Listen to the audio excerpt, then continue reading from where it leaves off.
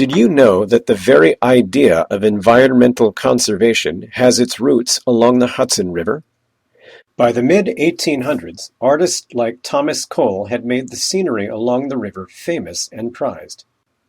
By that same time, industries along the river had begun to take a toll on that same scenery.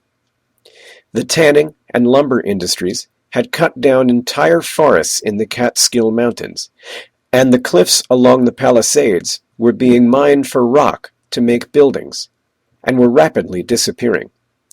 By 1885, New York's Constitution required the state to preserve large tracts of land in the Catskill Mountains and in the Adirondack Mountains along the Hudson's source.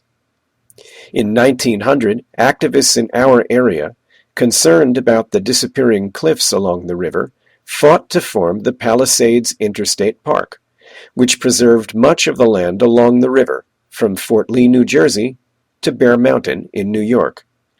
New York's governor at the time was Teddy Roosevelt, who later created several national parks in the United States as our president. In spite of these efforts, industry continued to take a toll along the river. During the first half of the 1900s, it was considered perfectly normal and acceptable for factories to dump any excess or waste chemicals right into the river, and the river was dying. In Tarrytown, residents could tell what color GM was painting the trucks in the factory along the banks of the Hudson by the color of the water in the river, which was full of excess paint from the factory. In Hastings, chemicals were dumped from a factory that made copper wire, and fish were dying in our part of the river.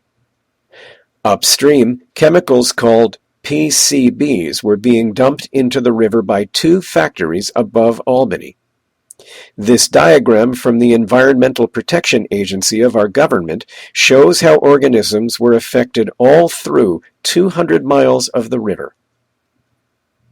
In the 1960s, small groups of environmentalists began to sue companies along the river for the damage they were causing and to stop more development from further destroying the river. Companies that work along the river began to clean up their act, and life is returning to our river. The work is not over. There is much still to be done. But it is now safe to swim and boat in the river in most places, and stricter regulations keep what goes into the river from hurting what lives there.